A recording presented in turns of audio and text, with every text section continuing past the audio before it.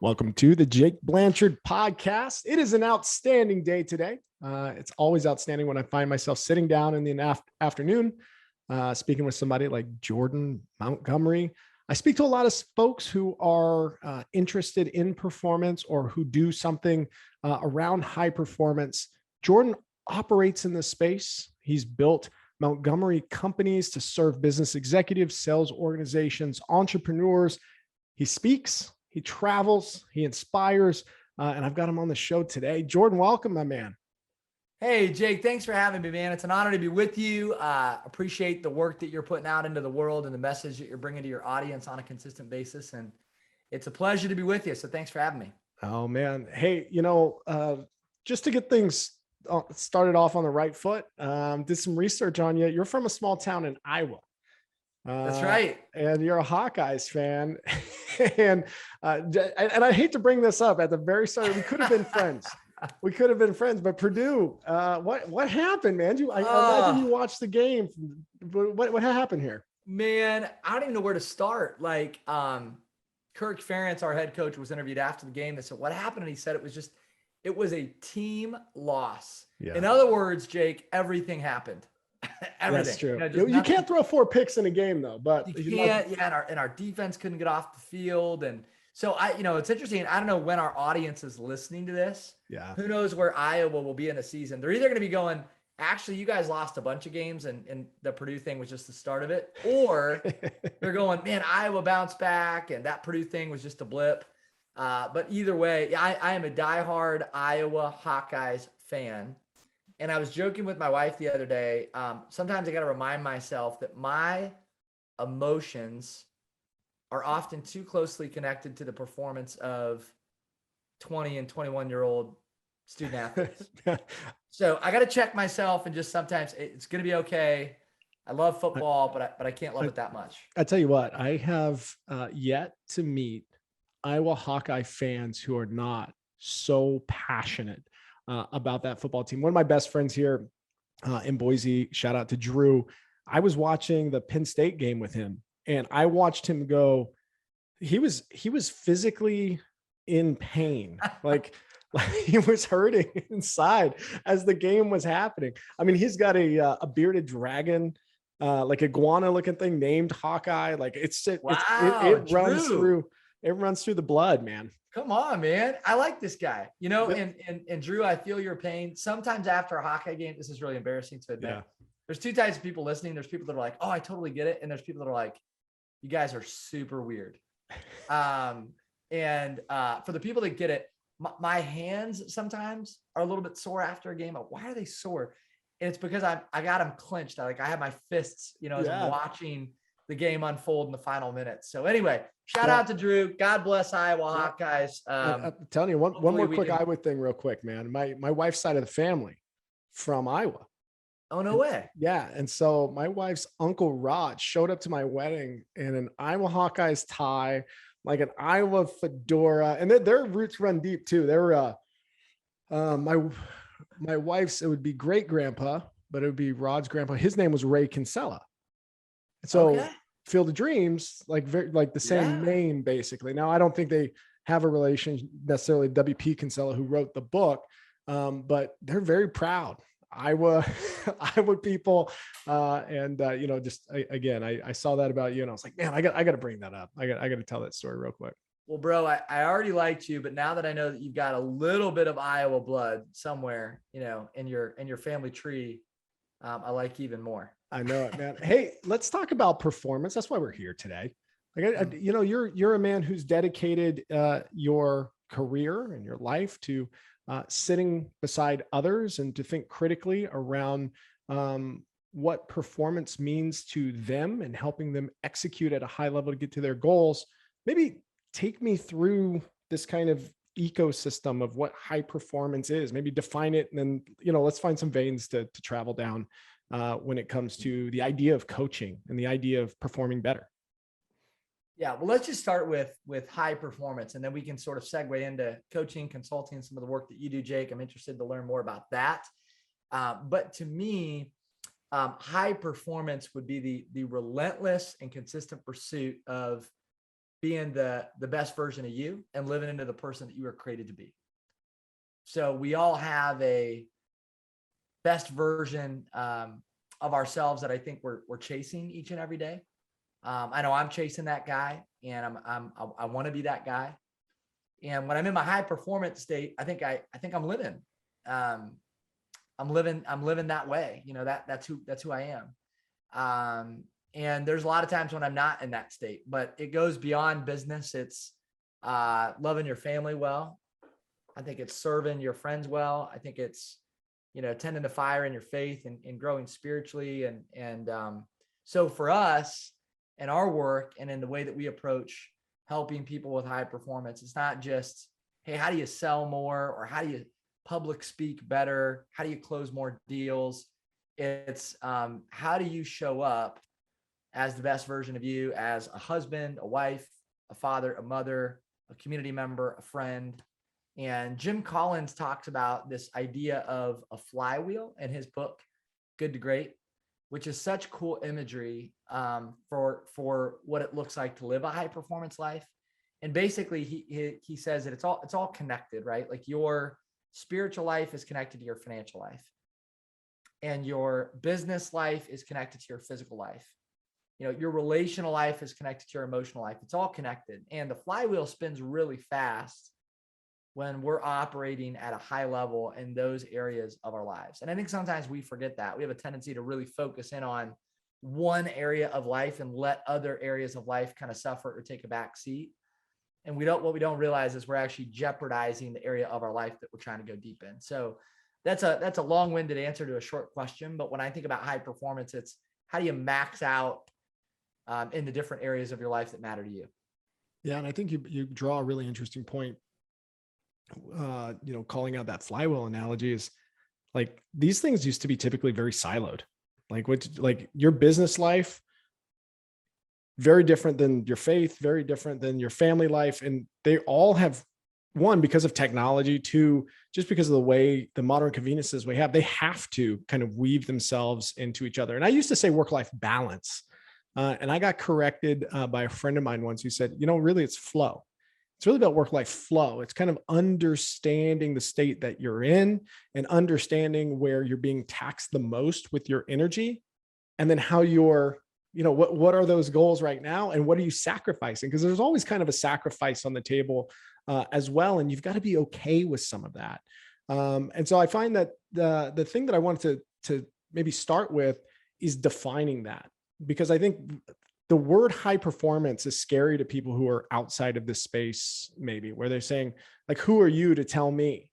And it's really like, who are you to tell you? And so, you know, I'd love to understand a little bit more about your process in defining performance or defining high performance. Yeah, well, I think we live in a world that, you know, convinces us that you got to be on all the time. You got to be grinding. You got to be pursuing success. And I think that actually gets in the way of high performance. You know, I think it was the famous philosopher Zach Galifianakis who said, rest and recovery are essential parts of living a healthy, productive, and positive life. So, you know, rest and recovery are important. Spending time with your family is important. Growing in your faith is important. Letting your mind rest is important. There's a great follow, a guy named Carey Nieuwhof, who's doing a lot of work on the topic of energy management.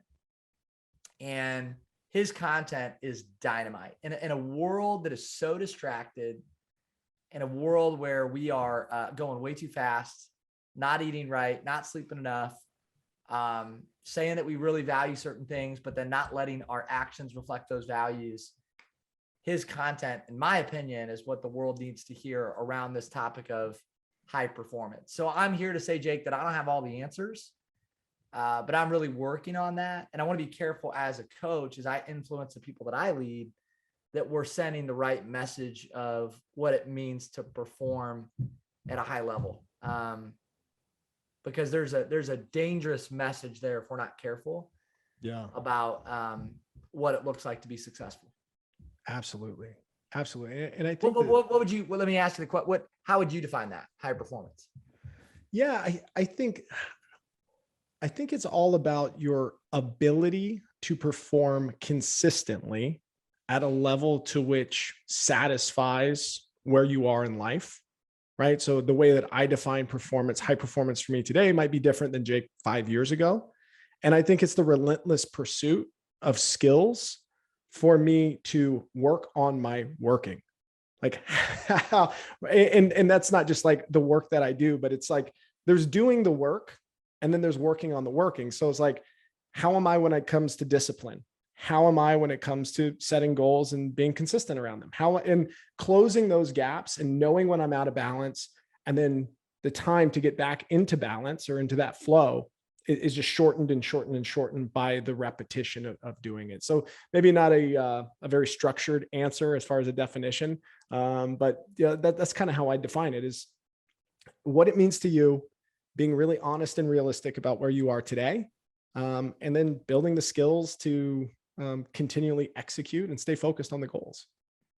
Yeah, I love that. And don't you think too, it's about the ability to stay focused and say no to the things that don't matter? That's the hardest thing to do. It's the hardest thing because most of us believe, again, back to this lie about what high performance is it's like, I got to grind, I got to do more. And I think creating greater impact is actually found through the art of doing less. Yeah. You know, and no is a powerful word. No will be the word that defines your business, and it will be the word that defines your life. You know, as we mature, we don't mature with our yes. I think we actually mature with our no. And I think you would sign off on this. Like, in working with a lot of high achievers and high performers, what you find is what makes them really impressive. It's not all of the things that they do. It's actually the things that they don't do that makes them successful and super impressive. So it's the environments that they don't participate in, the activities they don't engage in, the conversations they don't have, the distractions that they don't let pull them away. I mean, they're just focused, and they naturally say no more than everybody else. And they have an easier time saying no because they're very clear about what they're saying yes to. So I think for somebody listening that is trying to sort through that, like, what does it look like for you to perform at a high level? I would consider clarity, and I would consider how often are you exercising the word no in your everyday life. I love that. And I'm grappling with something right now. I heard a guy who's he's the president, I believe, of or maybe the CEO, I can't remember which one, of Fit Body Boot Camp. His name is Bryce Henson, and Bryce said, the higher your standards, the more boring your life tends to be. And, and as I think about that, I mean, if you're saying no to a lot of stuff, it's probably because you have a high standard for yourself, and like coming to terms with the fact that you're going to say no to certain social situations or certain activities or certain drugs or, whatever it is that pulls people in. Like, you're probably also going to miss out on the quote unquote short-term good time associated with that. So it depends on the lens that you look at it from, because if like your idea of a good time is waking up at 6 o'clock in the morning and knocking out those push-ups you committed to yourself to doing, and it's truly connected to your personal value in your heart, absolutely. But if you're in that transitionary period, it can seem like some really boring shit. Yeah, dude, I love that you brought that up, right? Because so Craig Rochelle said this the other day, and here's a guy who's one of the most sought after leaders, speakers, authors in the world. And I didn't know this about him. He eats the same 2 meals for 9 months in a row every day. It's routine. He's like, I eat the same thing for breakfast, same thing for lunch. I pack it, I bring it to my office, I pull it out of my box, I eat it. It's the same thing. It's super healthy. And he's like, it is ultra boring. Now, I don't know if I could do that. That is super boring. That sounds absolutely awful. But the point is, he says it's super predictable. I don't have to think about where I'm going to go, who I'm going to eat with, when I'm going to eat. I eat at the same time and I eat the same thing. He takes all the guesswork out of it. It's ultra boring, but it's highly efficient. It's super effective. He knows exactly what he's saying yes to, and it takes away all the noise. It takes away all the guesswork. And I thought, well, as boring as that is, boy, boring sounds pretty impactful. So to support your point, man, I think there's a lot of truth to what you just said. Yeah, and I come from a process improvement background as well, implementing like Lean and Six Sigma process improvement. And one of the, we borrow some things from some of the early pioneers of that space. like Edward Deming, for instance. And I believe it was Deming who said, variation is the enemy of quality. And so again, here we are, taking all the variability out of the process. I'm going to eat these two things, or I'm going to wear this same shirt, or I'm going to put my shoes on at this time. Like, it's boring, but the result is consistent, and consistency is what a lot of people are striving for. So, maybe that's the key that unlocks it for people. Hey man, I think clarity and simplicity are the antidotes to complexity and uncertainty. And if you can get clear and keep things really simple, pretty awesome recipe for living into the best version of you. So what, I got to ask, like, what got you interested in the coaching space? Like, what were you doing prior to committing kind of full time to supporting others, or even yourself, like with a very thoughtful, purposeful coach client type relationship? Well, I think like a lot of things in life, like I fell into the work that I'm doing now. I didn't ever plan to do it full time. I had a career in financial services, started the coaching business sort of on the side. Like I thought, well, I'll pour into some people and teach people about leadership development and share what I'm learning. And I looked at my wife one day after maybe 6 months of kind of growing that side business. And I said, this is growing at a fairly rapid pace. It's actually where I'm getting my joy and fulfillment. I think it's what I'm called to do. And I think someday we could leave the financial planning business behind, and I could just go all in on the coaching and consulting work. And God opened some doors, and we were fortunate that, after about a year or so, we replaced the revenue from the coaching work and the speaking work that we were generating out of the financial planning business. And so we made the leap and we left it behind. And actually the financial planning world became our biggest client, just because of the volume of relationships that we had built in that space. And today we serve a few thousand clients. We work with a lot of athletes, salespeople, executive leaders. And I can't explain it. I mean, it's truly God's grace, Jake. Like, there's not a lot about it that makes sense. But I do feel like it's what I'm called to do. And it was just kind of this cool, happy accident that, sometimes when you try something new, it turns into something really special. And that was sort of our story. You got that Bob Ross happy accident thing going on. Happy accident, man. That's what it was. Seriously, I never thought I'd build what we've built today. And here we are.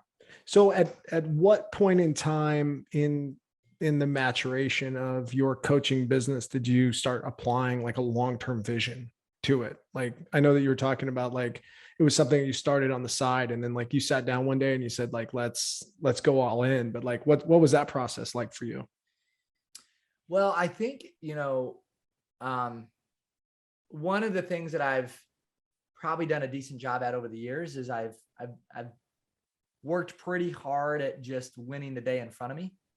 I've had a long-term vision, but like, even as I sit here with you today, like, I can't tell you, Jake, like, I don't have a grand vision of what I want to build in 20 years. I just don't. Yeah. I have a lot of ideas. Yeah. Same here, by the way. Yeah. Right? Like, I spent time thinking about that, but like, the people that I know that are just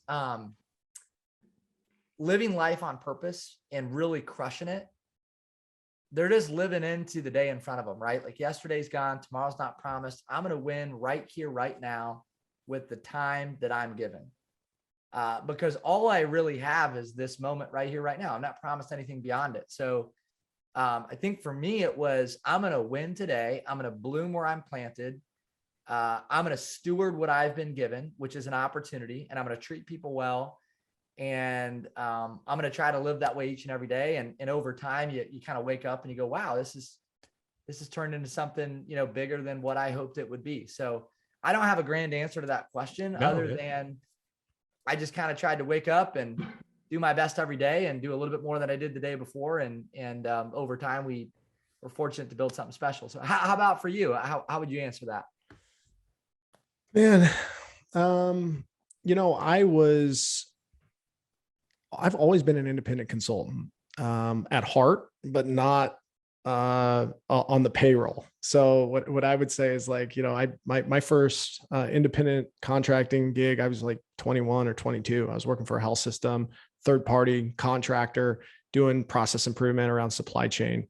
And I kind of got that bug. And so I put a stake in the ground saying like, I want to do this, but I want to do it big. I want to do it in boardrooms. I want to do it with people who are making high stakes type decisions.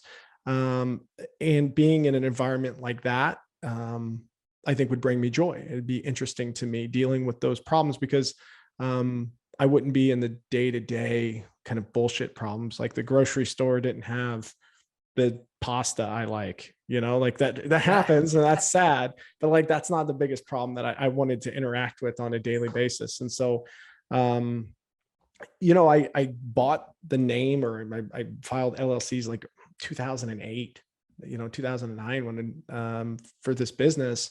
And then had to fail a couple of times at it, not fail, but like land a contract and then not have the heart to do business development and then take a job as an FTE for a number of years. And so kind of went through those cycles. And now I think when it comes to vision, like I'm such a free agent and I have so much to explore. Like I'm working with a client in a sales role. I'm working with a client in a, driving out operating expense consulting role or supply chain consultancy role. So I'm just really trying to have fun and let life flow through me. And to your point, I don't really have a huge vision. I'm giving myself a little grace and a little bit of time to get closer to what it is that I want long-term.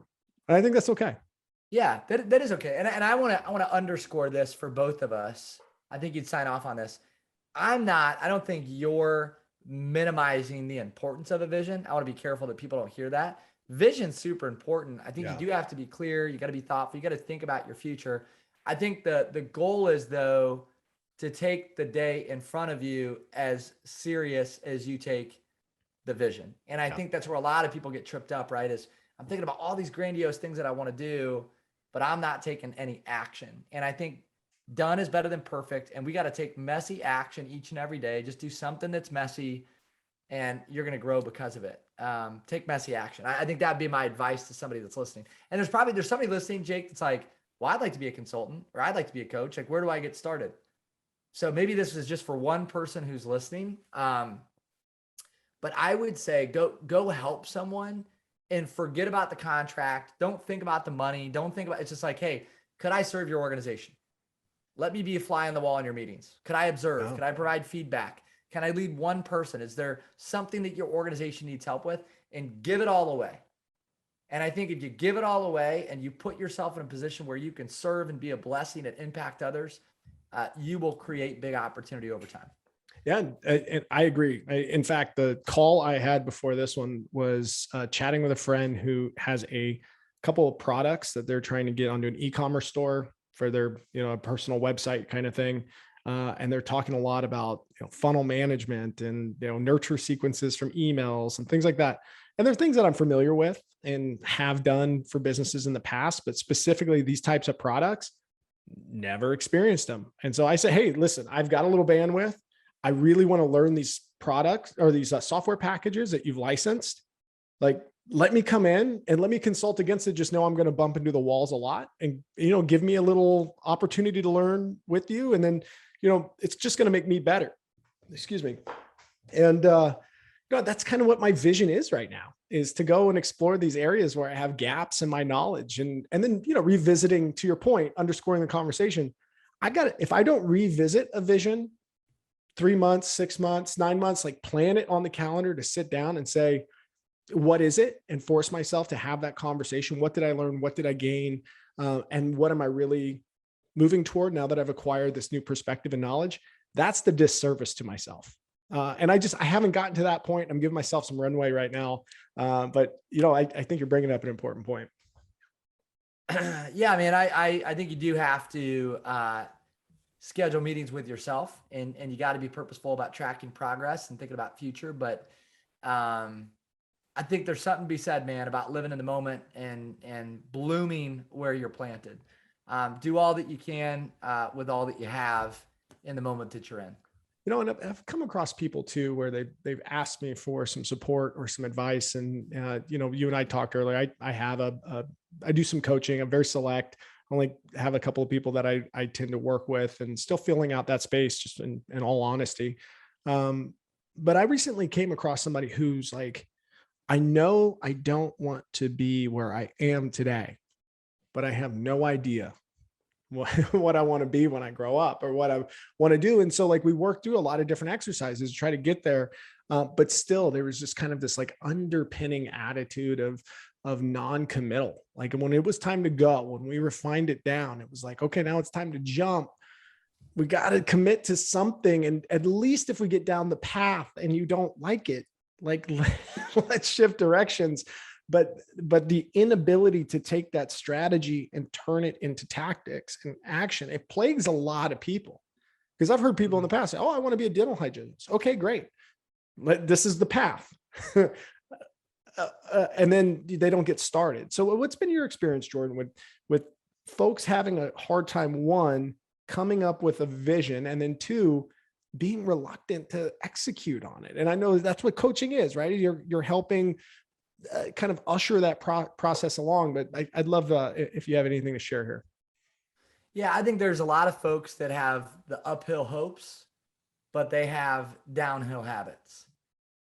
And we got to make sure I'm stealing that, by the way, uphill hopes with uphill habits.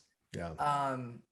That's where people get tripped up. And I think part of having uphill habits is I have a willingness to fail. I'm not afraid to look stupid. And when I fail, I'm going to fail forward. So I'm going to fail fast, I'm going to fail well, and I'm going to fail forward. And I'm going to realize that for me to get to, chapter 5 probably means I got to fail through chapter 1, 2, and 3. And I think a lot of people think about chapter 5 and they're just not willing to go through 1, 2, and 3. So again, I go back to done is better than perfect. Take messy action, look like an idiot. We say stepping into the pain of being less than excellent. Most people won't step into something like be brave enough to suck at something brand new.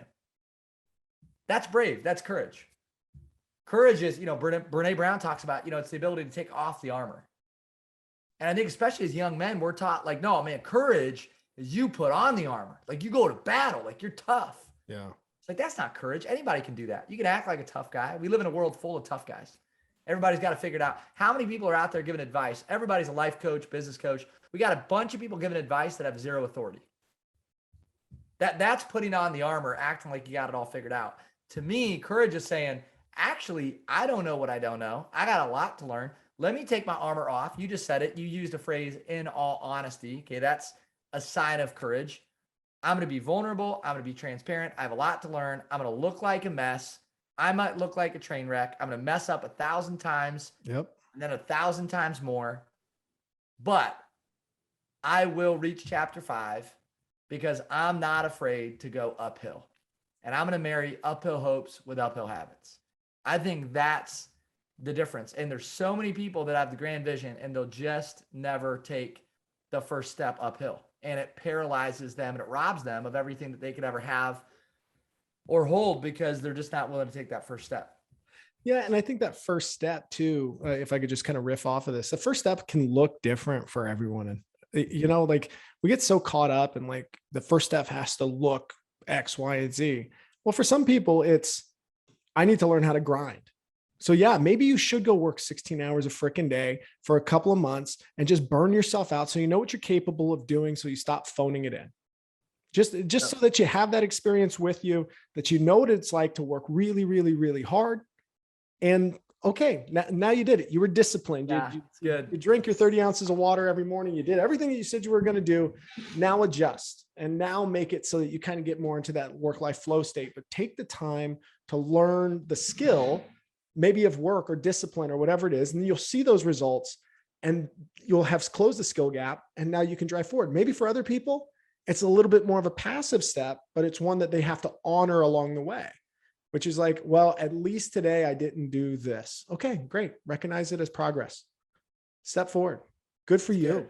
Like that's your path. That's your journey, but don't expect it to be somebody else's journey. And I think that that's the thing that gets me caught up is that, I feel like I'm not making enough progress. Okay. What's that really mean? What's that mean? Like, do you want more? Then you're going to have to sacrifice more for it, or you're going to have to figure out where you need to grow and go put your time and attention and the upfront energy tax associated with making that happen. And be realistic about what you can and can't do. And it's good. I think a lot of people are struggling just to put their finger maybe on that conversation. Yeah, I agree. And I think if you're listening and you're wondering, well, what is my first step? Here's a step worth considering that most people suck at, including me. I think we got to force ourselves to do that. And by the way, if you can take this step, it is massively impactful. And it's the step of asking for help. Yeah. You know, I don't think any of us are just naturally good at that. Like we don't like to ask for help. You got to be vulnerable. You might get rejected. You're admitting that there's something you don't know. It's hard. But I think the greatest people that, you know, if you're really good at your craft, I don't think you ever stop asking. In fact, I think the more you grow and the more influence you have, the more weight you carry, the more important it is that you continue to ask for help. Yeah. Because there's fewer people around you willing to give you the truth and willing to give you real honest feedback. So anyway, that's just one step that I mean, you know, if somebody's listening, I go, where do I start? I got a business idea or I got something I want to do. I don't know where to start. Get feedback from the people around you, the people that know you well, and just ask them to give you feedback. Share some thoughts, brainstorm. Yeah. And then also like, what's the standard that you're measuring yourself to? So I want to talk about this for a second. You see all these books behind me here. I like a lot of people, I have a habit of buying books, and I have way too many right now, and I haven't read all of them. I'll be honest, like this is not like a collection of all the things that I've acquired knowledge on. This is like it's starting to be a little much. Like I'm going to have to take Amazon off my phone. But you know, having a great conversation with my wife, because I read 10 books at a time. You know, and like I've changed the standard to which I measure myself for reading. It used to be very linear. I pick up a book and I have to read the book to completion. I don't hold myself to that standard anymore. I pick up books to be inspired. I pick up books to read 20 minutes a day. I pick up books just because the title calls out to me that day, or maybe a chapter is about, you know, discipline or approach to sales or data integration. Like that's just what interests me that day. And I'm holding myself to reading something. If I held myself to read an entire book, I would get bored these days. And I'm okay with that standard that I hold myself to. And outside looking in, it might seem a little frantic or odd, but you know, certainly for me, it works. And you've got to be okay with what works. Yeah, I think you said it earlier, comparison. I think we have a tendency to do what other people do. Yeah. And I think the quickest way to kill something special is to compare it to something else. You know, you got to be you, and you have to do what works for you, and you have to know yourself. And I think we're all on a journey of trying to better understand who we are and what works for us. But I think there's great wisdom in what you just shared. Well, man, you've been on a speaking circuit for a while. You have been traveling. What's the difference pre to post COVID? How'd you adapt here to the world that's around us? And then what do you got going? Are you speaking again? Are you traveling again? Like what's life look like for you in the future? Yeah, I would say speaking has really started to open back up really over the last 3 to 6 months. And so our calendar's full. We're starting to book stuff into the almost the end of 2022, which is pretty exciting. So that's been really cool. That's a great problem to have for us. When it is, man, it's a blessing. We're really grateful. And for us, when COVID hit, like a lot of people, never been through a pandemic. I didn't know how it would affect our business. But for us, a lot went virtual, and that was a real blessing. I got back some extra time with my family. I got to be careful with how I say that, because there's a lot of people that were very negatively affected by COVID. For us, we got some extra quality family time, and our business actually grew through that period, which was really unique. But I remember having a conversation with my wife. I said, you know, until we know, and I'm going to make this commitment. I'm going to serve with everything that I got. I'm going to do things for free. I'm going to keynote for free. I'm going to coach for free. I'll consult for free. I'll take on new clients. I wanted to live in the service mode, because I think gratitude means more. Generosity means more in the valley than it does on the mountaintop. And so God did some crazy things in that season, man. And I wish, I'll say this, Jake, I should always have that posture of service. But when we laid it all down and said, you know what, we're going to forget about, you know, the money and all the contracts. I'm just going to go do more than I've ever done for free. It's like that got returned to us tenfold. And so I think that's a message for us moving forward. It's like, why does there have to be a pandemic for you to say, or for me to say, I'm going to be radically generous?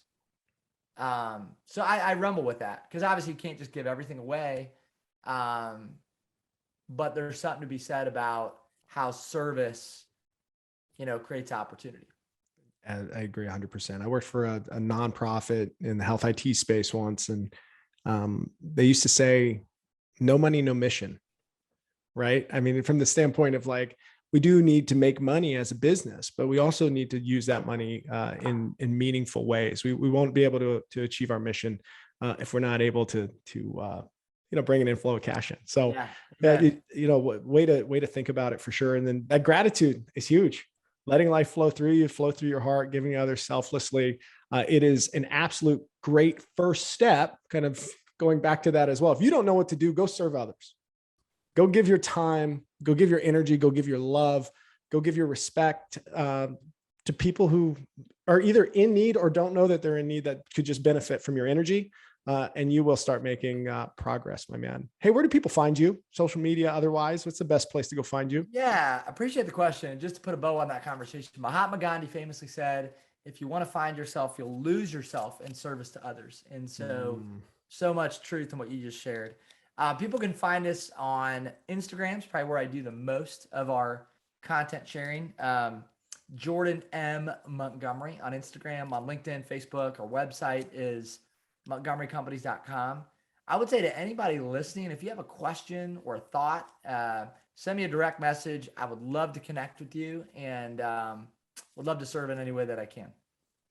I'll throw those links in the details of this podcast. And Jordan, what a pleasure it was to get an opportunity to chat with you, to learn more about you. I'm a fan of the stuff that you are doing. And if there's any way that I can serve you, let me know, my man.